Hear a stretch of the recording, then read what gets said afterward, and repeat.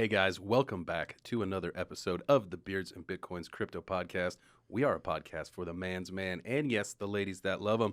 I am your host, co-host, Jay Chains, right alongside in the studio once again with my man BitBoy. Did you just try to take over the podcast? I tried to make it a solo show. Wow. In your presence too. How's that going to work for you, a solo show, you think? Well, we know that if we've ever tried the solo show, it was the worst rated show we've ever done, so it's probably not a good idea. Now, who was the solo host? You? It was me. So maybe I've been holding us back this whole time. Tell us in the comments. Yeah, you guys let us know. Who's your favorite host? Who's your favorite host? I already know it. They're going to say, Jay Chains, Jay Chains, Jay Chains. My editor loves you. My freaking wife loves you. Everybody loves you. They love my voice. But there's one person who I value this person's opinion way above everybody else's, and this person thinks I'm the best host. You. Yes, it's me. Correct. Okay, I'm the star of the show. Dang it, it is me. Okay, you're just my you're my compadre, my companion. We've talked about this before. I'm the Guillermo to your Kimmel. Absolutely, except for I never did blackface. Okay, Good. Jimmy Kimmel did. Okay, just want to be clear about that. I'm not down with that. Okay, all right, guys, listen. We got a really exciting show for you guys today. We're going to be talking about some coin research sites that Jay and I use, and we're going to be talking about the difference of between those. So if you've been thinking like you want to research coins, that's a great thing, and we're going to show you guys the best way to do it. So let's go ahead and get into those websites. Let's wax it.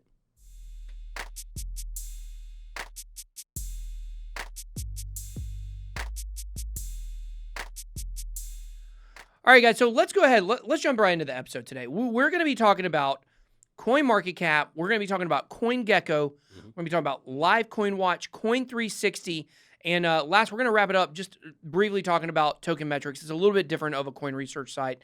It is paid compared to some of the other ones.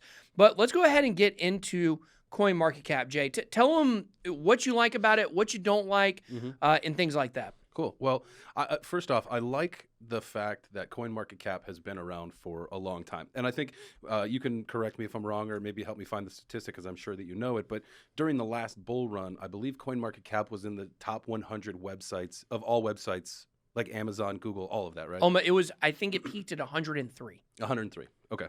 So it's got its validation because it's been around. It was one of the first sites. It's one of the most reputable, at least in some people's opinion. I know that they took a lot of flack with the whole Binance thing.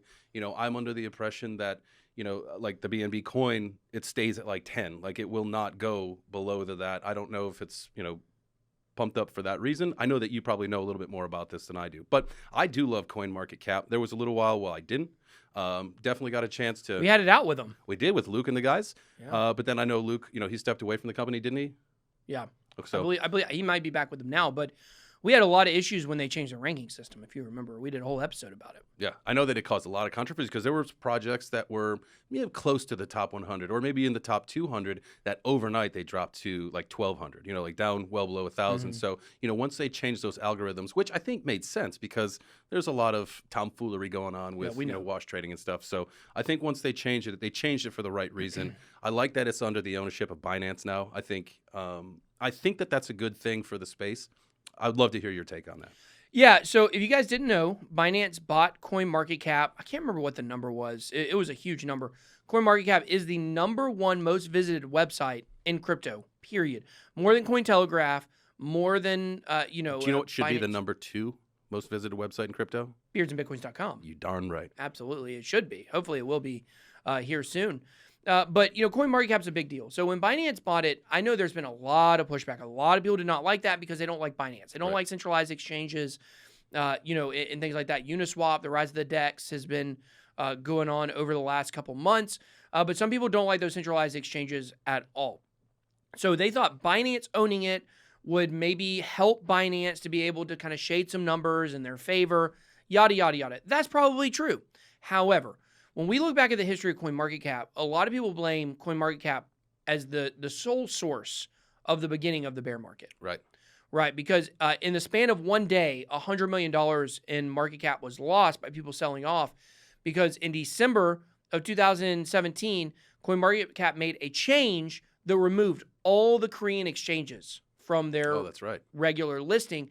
People saw that, did not realize they made that change, and thought just there was a giant sell-off and continued the sell-off. And that was really the beginning of Bitcoin's, fall specifically. Altcoins had another couple rallies, but that was the beginning of the bear market pretty much. And a lot of people blame CoinMarketCap.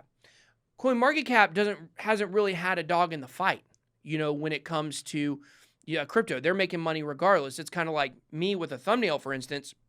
If I write a thumbnail for my channel that says Bitcoin is crashing or Bitcoin is pumping, people like that either way. Right. People come and click on those. So CoinMarketCap, whether the market's crashing or it's pumping, is getting that traffic. As long as things aren't like completely stable, that's when CoinMarketCap's numbers go down. So they don't really have a dog in the fight whether they want Bitcoin to go up or down.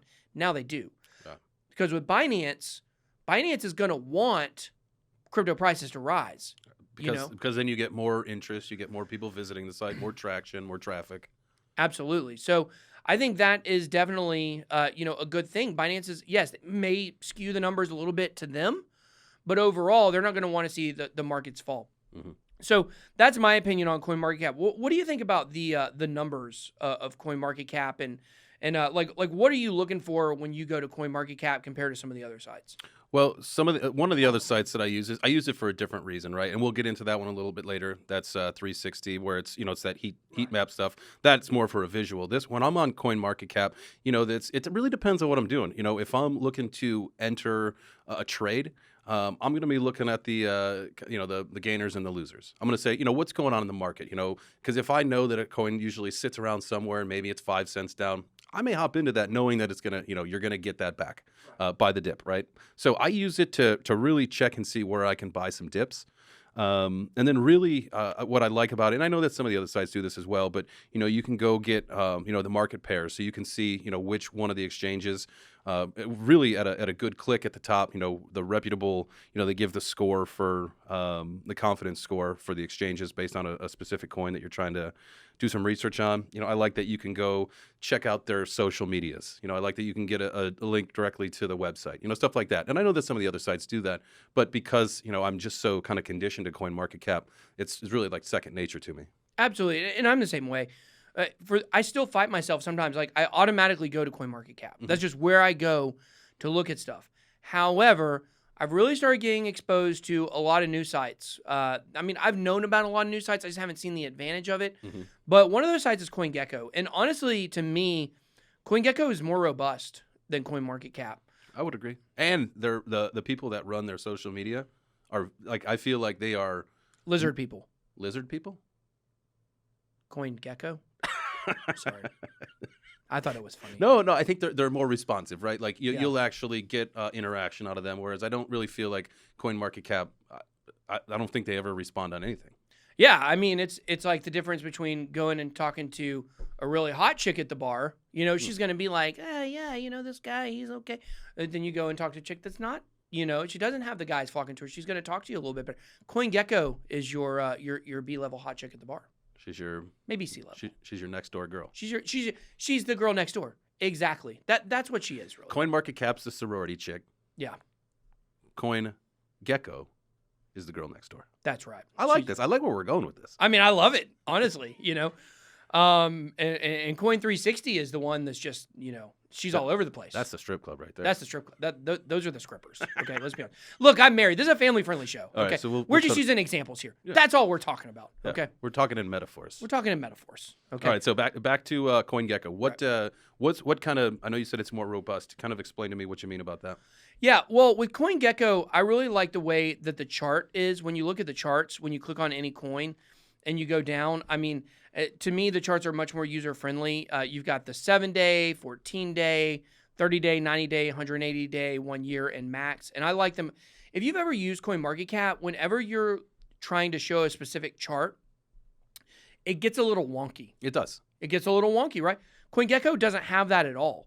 And I really like what CoinGecko does there. But let me tell you what I love about CoinGecko. I love how this is where I find the Uniswap coins almost before anywhere else. We're talking about one place that has the new coins before even CoinGecko. But when I'm looking at low cap coins, CoinGecko is where I'm going to. So if I want to, let's say I want to look up a project I talked about recently on my channel, Unilayer. So I type in Unilayer in the search bar, I go to it, and then I scroll down, and right under where it lists the logo and the ticker and things, you can click etherscan.io. You can go to the Etherscan, and boom, there's your token contract address. And this is the best way to get token contract addresses for coins that aren't like on MetaMask yet or on Uniswap Next, that aren't searchable there, because there's so many Uniswap scams. The best thing is to go to the project on CoinGecko, go to their Etherscan from there. Then you got the token contract address, and you can verify that is the correct one, and you're not going to get scammed. You go put it in Uniswap, and boom. So CoinGecko is more for, a little bit more for the degenerate, a little bit more for the degenerate than, your average person. If this is your first time watching a crypto podcast or listening to a crypto podcast, then, CoinGecko may not be for you. Maybe you want to stick to CoinMarketCap. If you're getting a little deeper into crypto, you're going to want to use extra tools. So let's talk about another one of those extra tools. The extra tool. Yeah. That's what I had mentioned when I was talking about CoinMarketCap is Coin360.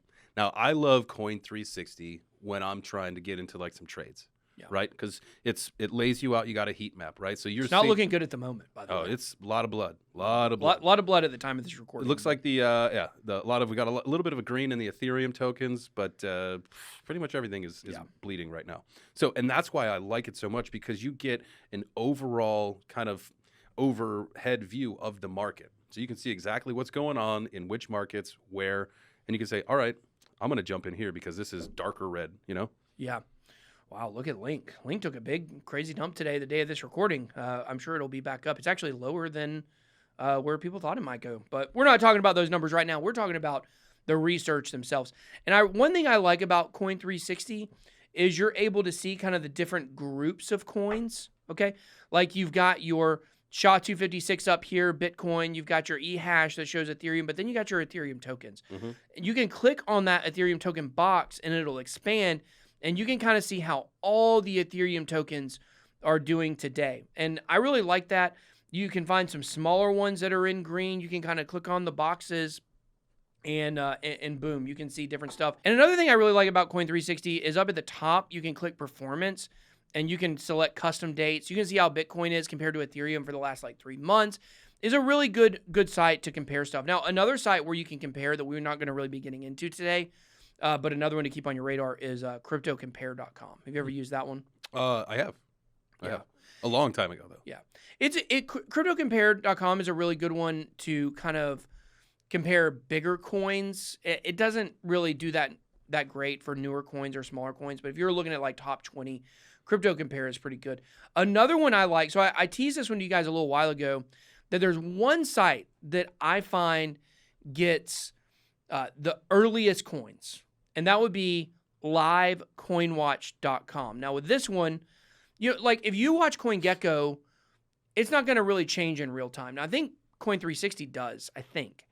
But with Live CoinWatch, you can actually watch the coins charts live without having to be on an exchange. This is really cool. I don't even remember the last time I was on Live CoinWatch, but I love how you see the depth, and you got the standard deviation of 2%. But man, to see that right there, that visual, so you can know the buy and the sell side, to see where you're looking. Yeah, that could be huge when you're trying, if you're a day trader or you're making some swings. Yeah, and I think you're a big swinger, right? Big. Real big swinger. Okay. Oh, where's the key bowl party tonight? Oh, the key bowl party. Oh man, well it's at your house, I think. I'm gonna be over there later, and there's a hot blonde there that I love. Woof woof woof woof. Old Fia. That's a dog, guys. That's a dog. You might remember from a few episodes back. Yeah. She made her podcast debut. What I loved is the crypto Fia picture. I was crossed off. Oh yeah, that's right. I got some good editors. Okay, I was telling my editors yesterday about Fia and how much I love the dog, and I tried to explain to them. They thought it was so funny when I explained to them, you guys don't understand. A dog will reach out and shake your hand. We've all seen it before, right? We've all had a dog that'll be on its little, sitting down and reach up and shake your hand. This dog will literally sit beside me like a human on a couch. She will turn around and she will look at me like this and stick her paw out. And you don't have to ask. Like most of the dogs, you have to ask to shake or for your paw or whatever. No, she offers it up. Yeah, no, she will. She won't. She's persistent about it. She wants you to hold that hand. And once you reach it, she just sits it out there like this. Just holds it. She just wants to be loved. To hold that hand. What's wrong with that? Love her. She's nice. She's a good dog. Good dog. So yeah. So anyways, guys, that is Live Coin Watch. We really like Live Coin Watch. It shows the buy and sell orders and things like that.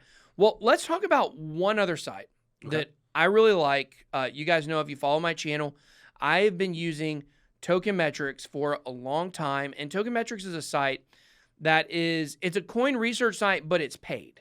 It is one where you're going to have to pay a subscription. Now, if you guys want to sign up for Token Metrics, you guys can do that and support the podcast. Ooh, I like that. You love to support the podcast. Tokenmetrics.beards.live. That is going to be the link for you guys to sign up for this. They were doing free trials. I think now the trial is a couple bucks, so not very much. But you can try it out. And I recently had some interviews on my channel where I talked to the guys behind Token Metrics. This has been a coin research site that has been so helpful to me. And they got kind of two ways you can use it. You can either do the research yourself. You can click, ratings, and you can see some of their ratings, and then you can dig closer into the coins. You can see which ones they're bullish on, which ones they're bearish on, which one they're long-term on, which ones they're, short-term on.